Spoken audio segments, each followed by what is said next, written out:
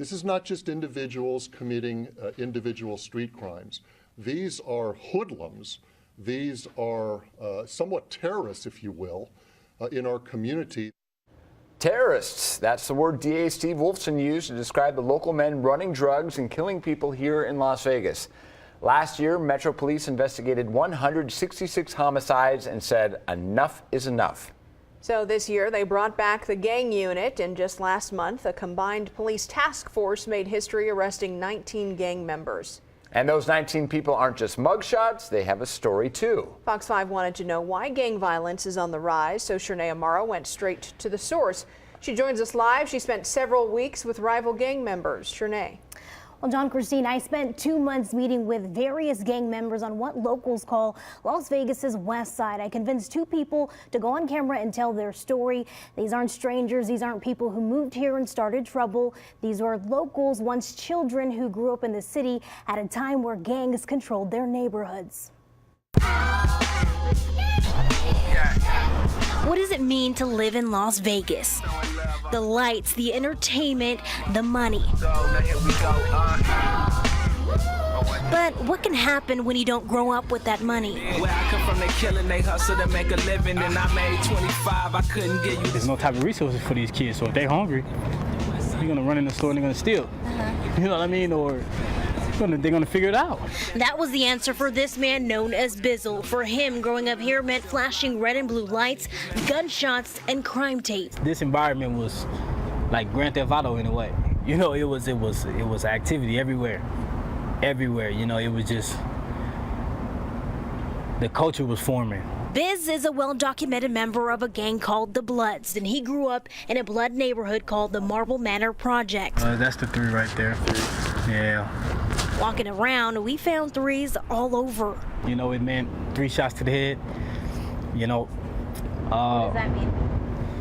You know, it's a retaliation thing. It's a tough life that started at just 9 years old when he joined his first gang, and by his teens, he used his first gun. At 17, I was probably the one passing them out. You know, it was the streets. You have to grow up a little faster than the rest of them. You know what I mean? Because you're going through your most critical growth period through tragedy. Tragedy to him meant losing a lot of friends and family. A lot of those deaths happening because of rival gangs like the Crips. It's very tough to make it out of here. You know, it's almost like a trap. That's my hood. That's where the 60s are. That's how Morgan Mook Harris grew up, trapped in a Crip neighborhood. Got killed right here.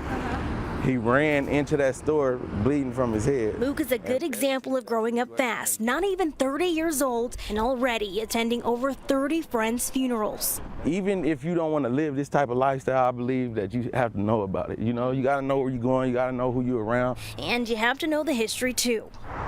If you were at Lake Mead, everything on this side of Lake Mead is Crips, Garrisons, and miscellaneous gangs. Like, they're not. What I mean by miscellaneous, they're not Crips or Bloods, they're just their own gang. You get what I'm saying? Everything on that side of Lake Mead going towards Washington, all Bloods. Mook is talking about 2 of the city's largest gang groups living next to each other, starting here at this abandoned apartment complex called Carry Arms. A Vegas-born gang group called the Gersons once called this place home, and right across the way, their rivals, a group of Crips called the 60s. 2 groups that hated each other living blocks away, creating one of the largest gang fights in Las Vegas history. Let's get back to the drugs and violence.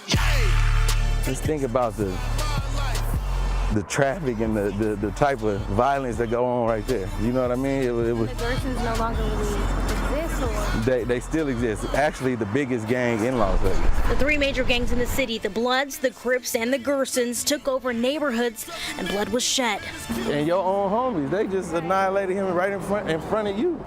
And like, what you gonna do? You have this bird, this rooster that's raised in an environment of 100 dogs. Of course, he's gonna be influenced to act like a dog. You know, he doesn't know that he's a bird and he shouldn't be barking and biting, because he look around and all he knows is dogs. For some like Mook, they were born into it. My dad was tied in with the gangs, unfortunately. Once his rank got higher in the gang and the stuff they were doing, they start calling him Mufasa. Others just seeking mentorship. So if they come to these influences looking for some type of direction, and this is somebody that they feel is powerful, and they lead them in the wrong direction, then they're just gone. By 17, Biz robbed a jewelry store, adding murder, robbery, and kidnapping to his rap sheet. Eventually, he spent 9 years behind bars and came out as an elder in the gang world, or an OG. You were held accountable for somebody else's life, just by the simple fact that they're looking at you for guidance. That accountability led Biz to Fox 5. Instead of watching this cycle of violence keep going, he wanted to stop it by speaking out and showing teens there is much more to life. The same reason Mook is speaking out. To wiggle through these cracks around here is a blessing, and I feel like highly favored to know that I'm taking the origins where I come from and switching it and doing something different. While gang activity is still alive in Las Vegas, the violence we see now isn't the work of those large organized gangs of the 90s like the Crips, Bloods, or even the Gersons. Instead of having people in different gangs, we took the best out of every gang and meshed them together. And that turned the city's major gangs into a melting pot of smaller ones called cliques. The word clique comes from individual gang members clicking up to make hybrid organizations. And many of the members, they haven't even hit their teens. It don't make sense that you're hanging with someone that comes from a totally different gang.